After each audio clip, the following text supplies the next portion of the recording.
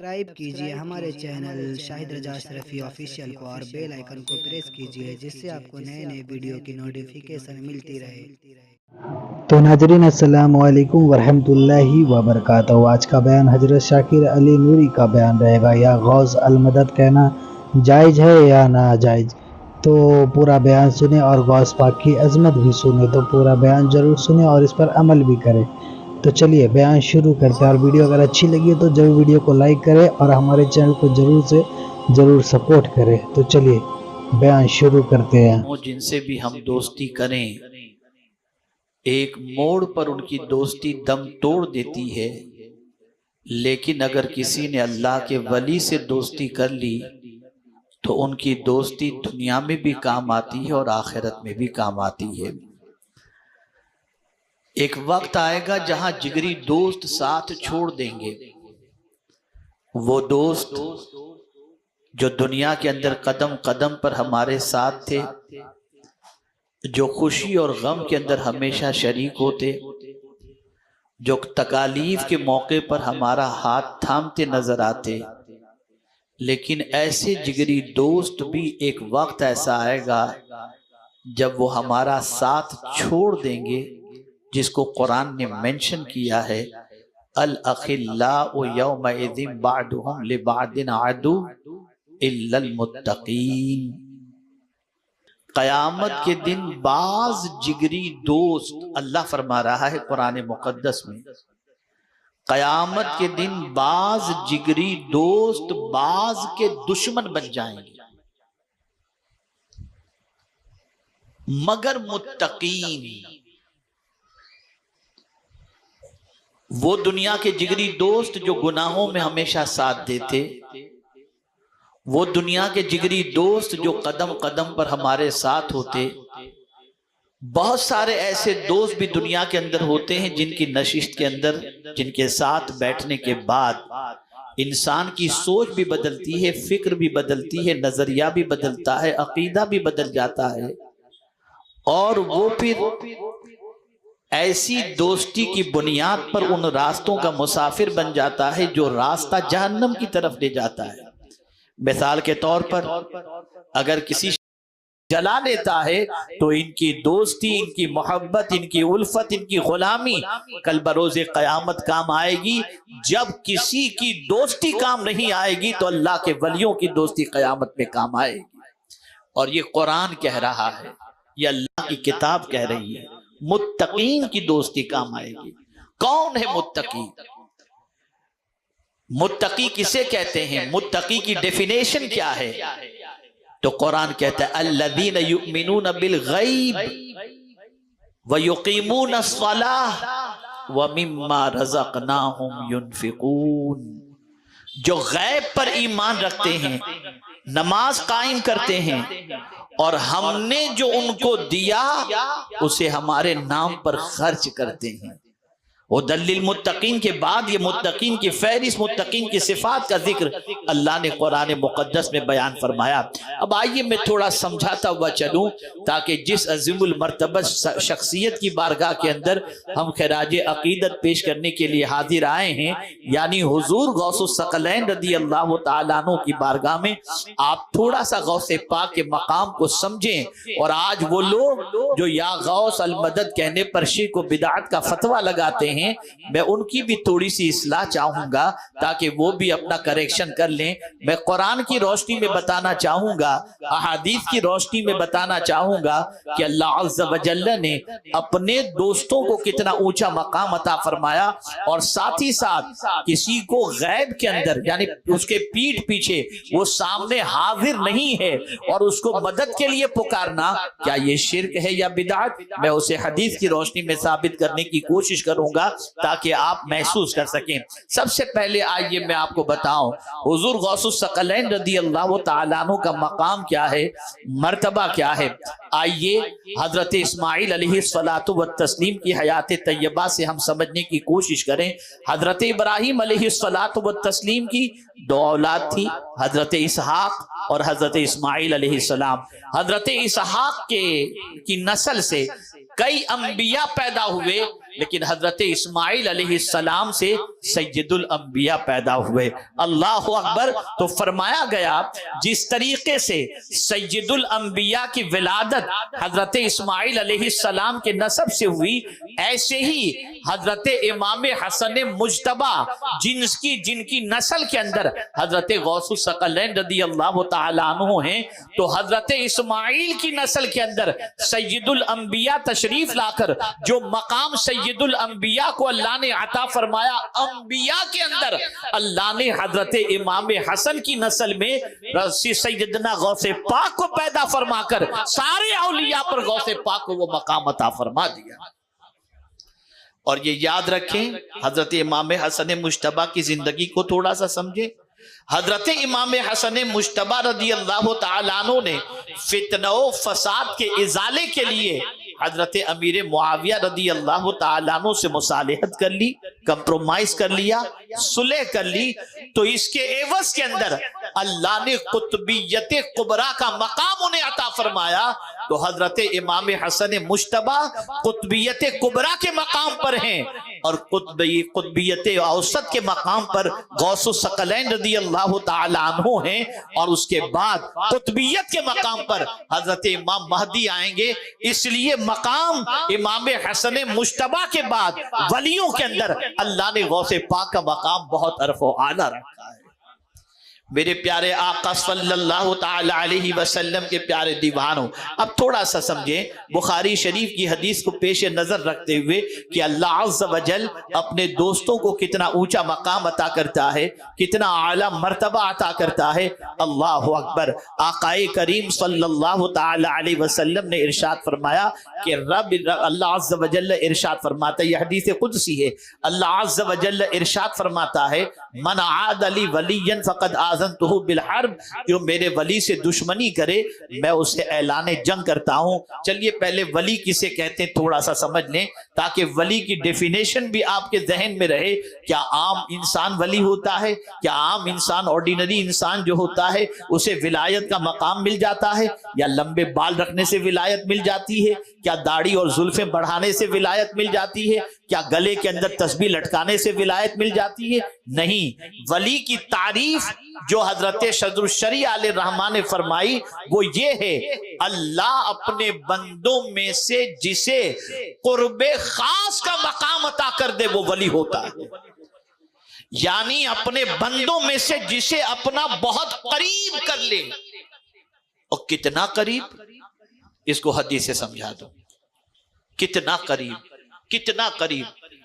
تو بخاری شریف کی حدیث مبارکہ ہے، فرمایا گیا کہ فرائض کے ذریعے، فرائض کی پابندی کے ذریعے اللہ کا جو ولی ہوتا ہے وہ اللہ سے قریب ہو جاتا ہے، اور نوافل کی کثرت کے ذریعے بندہ اللہ سے اتنا قریب ہوتا ہے کہ رب فرماتا ہے میں اس کا کان بن جاتا ہوں جس سے وہ سنتا ہے، میں اس کی زبان بن جاتا ہوں جس سے وہ بولتا ہے، میں اس کی آنکھ بن جاتا ہوں جس سے وہ دیکھتا ہے۔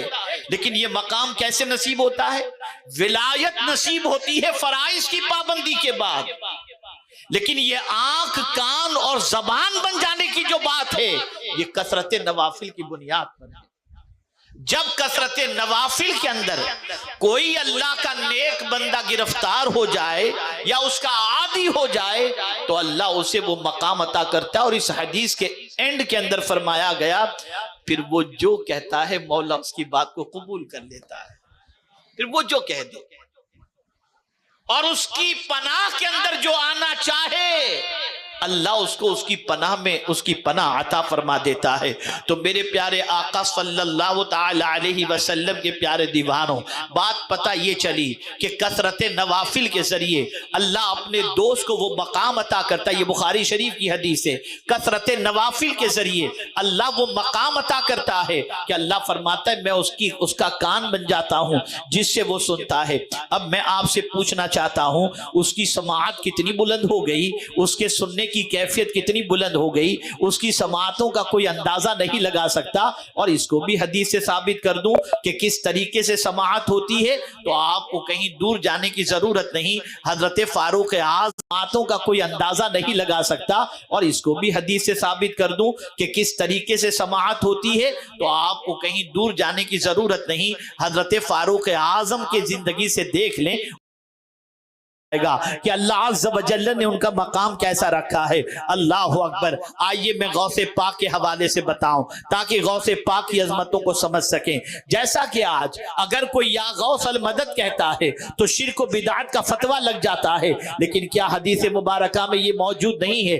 آقا کریم صلی اللہ علیہ وسلم نے فرمایا اگر تم جنگل و بیابان کی طرف جاؤ اور تمہارا جانور گم ہو جائے تو اللہ کی بارگاہ میں اس طریقے سے جنگل میں آواز دو، یا عباد اللہ اعیننی، کوئی تمہیں نظر نہیں آ رہا، تم کس کو پکار رہے ہو وہ تمہیں دکھ نہیں رہا، لیکن سرکار صلی اللہ علیہ وسلم فرماتے ہیں تم آواز دو گے اللہ کسی کے ذریعے تمہارے جانور کو تم تک پہنچا دے گا۔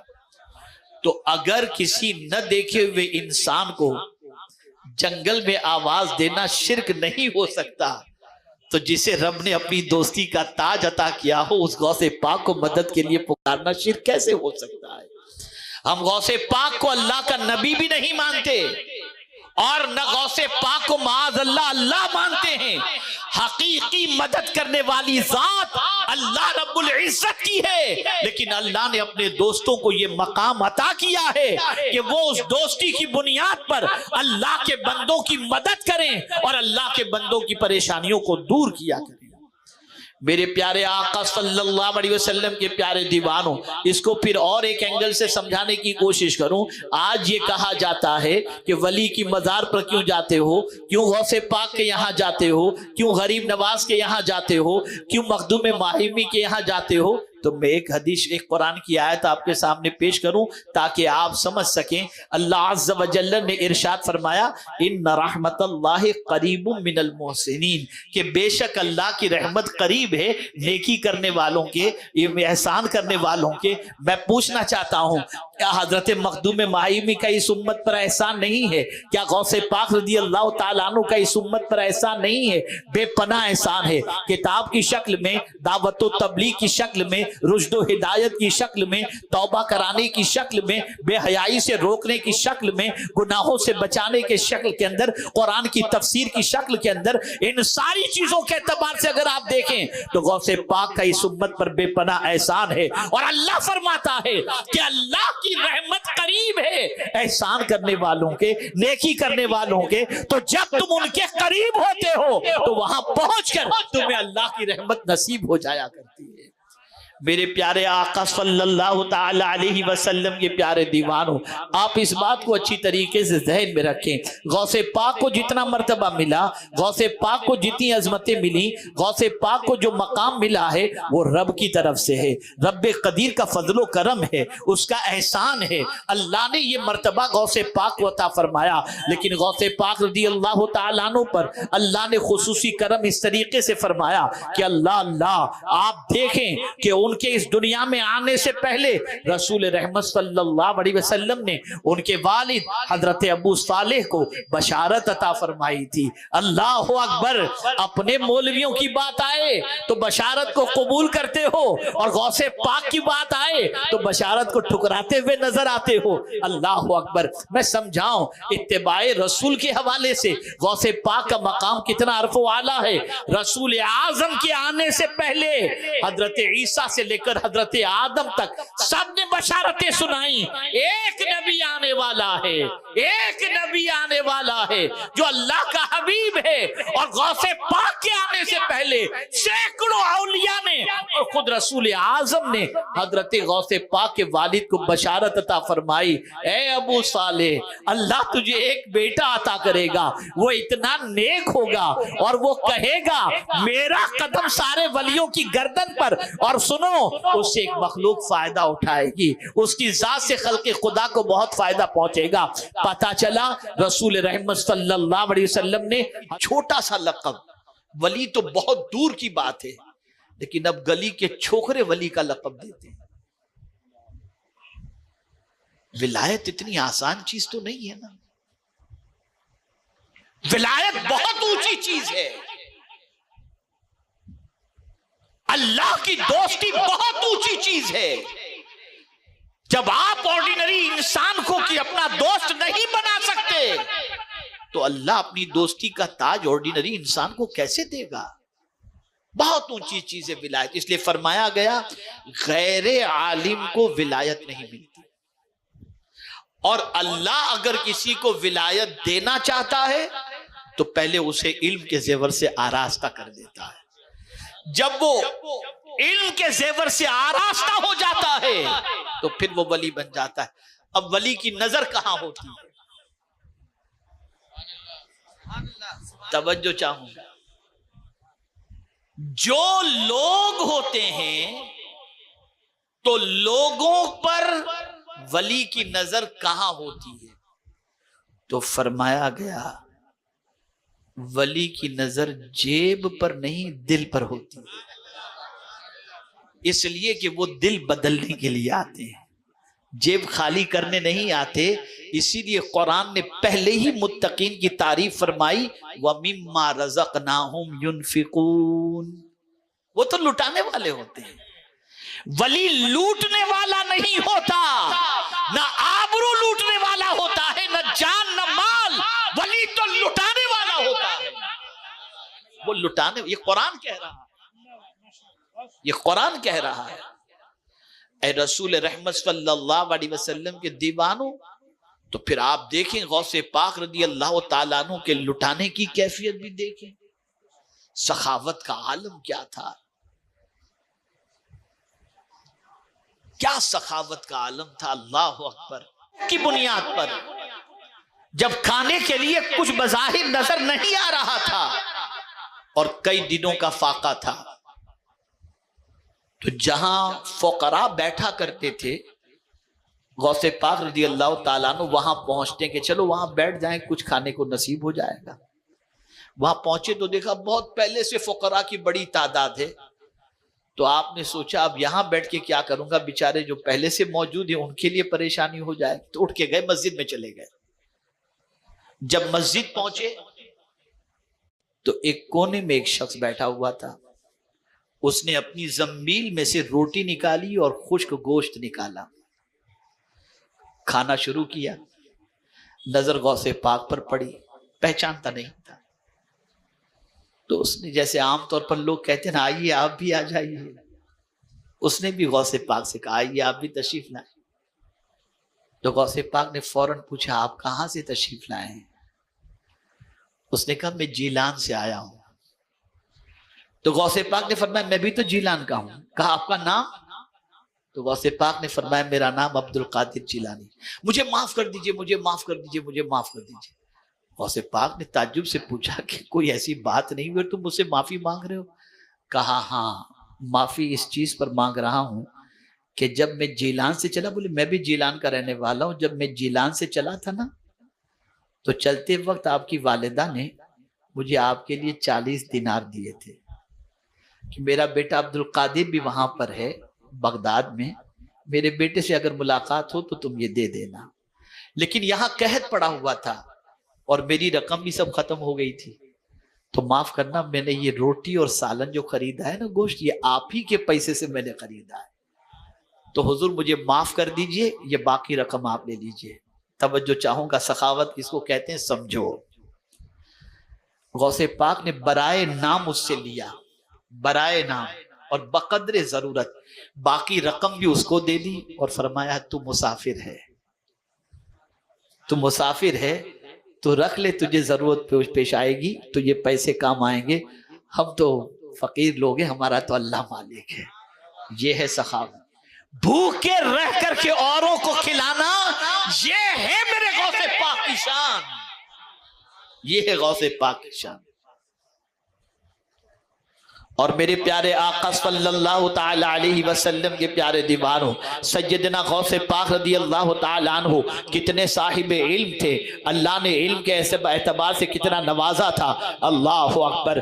غوث پاک رضی اللہ تعالی عنہ کی بارگاہ کے اندر وقت کے ایک عظیم مفسر جن کو ایک آیت کریمہ سے متعلق 11 تفسیروں کا علم تھا، غوث پاک کی محفل میں حاضر ہوئے۔ ایسا محسوس ہو رہا تھا اس آیت کی تفسیر آج غوث پاک بیان کریں گے، ذرا میں دیکھوں تو صحیح کہ غوث پاک کا علم کتنا ہے اور غوث پاک اس آیت کی کتنی تفسیریں بیان کرتے ہیں۔ ان کے ساتھ ایک اور عالم بھی موجود تھے، انہوں نے اپنا معافی ضمیر اس عالم سے کہہ دیا تھا کہ آج ذرا دیکھتا ہوں کہ غوث پاک اس آیت کی کتنی تفسیر بیان کرتے ہیں۔ غوث پاک نے تفسیر شروع کی، پہلی تفسیر بیان فرمائی تو ساتھی دوست نے اس عالم سے پوچھا اس کی تفسیر؟ کہا یہ تو مجھے معلوم ہے۔ پھر دوسری تفسیر بیان کی، کہا تجھے معلوم ہے؟ کہا ہاں مجھے معلوم ہے۔ تیسری تفسیر غوث پاک نے بیان کی، انہوں نے کہا مجھے یہ بھی معلوم ہے۔ چوتھی تفسیر غوث پاک نے بیان کی، اس نے کہا مجھے یہ بھی معلوم ہے۔ پانچویں تفسیر بیان کی، کہا مجھے یہ بھی معلوم ہے۔ چھٹی تفسیر بیان کی، انہوں نے کہا یہ بھی مجھے معلوم ہے۔ 11 تفسیریں جب بیان کر چکے، وہ عالم کہتے ہیں یہ 11 کے 11 مجھے معلوم ہے۔ اس کے بعد تفسیر بیان کرنے کا سلسلہ رکا نہیں، ایک ہی آیت کی غوث پاک نے 40 تفسیریں بیان کی۔ وہیں پر وہ جھک گئے اور کہا اس وقت روئے زمین پر اگر قرآن کا سب سے بڑا جاننے والا کوئی ہے تو وہ عبد القادر جیلانی ہے۔ یہ ہے غوث پاک کی شان۔ اور یہاں جن کو قرآن پڑھنا نہیں آتا وہ ولی بن کر گھوم رہے ہیں۔ کہاں جا رہی ہے ہماری قوم؟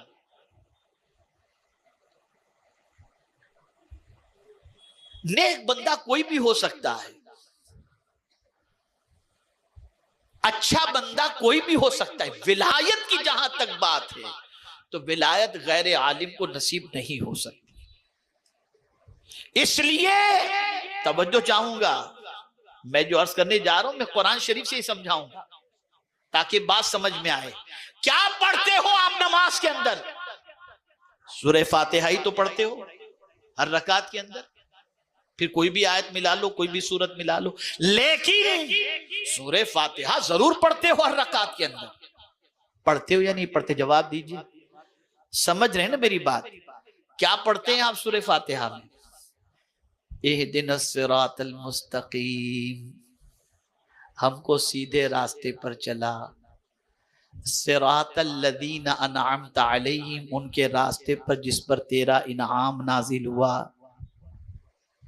اب انعام کن پر نازل ہوا؟ انبیاء، صدیقین، شہداء اور صالحین۔ صالحین کون ہے؟ اولیاء کرام۔ صالحین کون ہے؟ اولیاء کرام۔ اب صالحین کی جماعت یہ اولیاء کی جماعت ہے، اور آپ نماز میں اللہ کی بارگاہ میں دعا کرتے ہیں کہ اے اللہ ہمیں ولیوں کے راستے پر چلا۔ پتہ چلا اگر ولی خود کچھ پڑھا لکھا نہیں ہوگا تو اس کے راستے پر چل کر بھٹک جاؤ گے، اور اس کا راستہ اگر ایسا ہے جو انبیاء کا راستہ ہے، صدیقین کا راستہ ہے، شہداء کا راستہ ہے، صالحین کا راستہ ہے، تو یہی در حقیقت ہے اور یہی وجہ ہے کہ صحیح معنوں میں جب کوئی اولیاء کے راستے پر چلتا ہے تو اللہ اسے قرب خدا کی دولت سے مالا مال کر دیا کرتا ہے۔ جی ویڈیو اگر اچھی لگی ہو تو ضرور ویڈیو کو لائک کریں، اور ہمارے چینل پر اگر نئے ہیں تو ضرور سبسکرائب کریں، اور اللہ سے دعا کریں کہ اللہ ہمیں نیک عمل کرنے کی توفیق عطا فرمائے، ہر بلا مصیبتوں سے، پریشانیوں سے، آفتوں سے، بیماریوں سے حفاظت فرمائے، غوث پاک کا لنگر بانٹنے کی توفیق عطا فرمائے، خوب 11ویں صدی میں عبادت کرنے کی توفیق عطا فرمائے۔ تو ناظرین ملتے ہیں اگلی ویڈیو میں، تب تک کے لیے السلام علیکم ورحمۃ اللہ وبرکاتہ۔ ویڈیو اچھی لگے تو ہمارے ویڈیو کو لائک کریں اور ہمارے چینل کو سبسکرائب کریں۔ شکریہ۔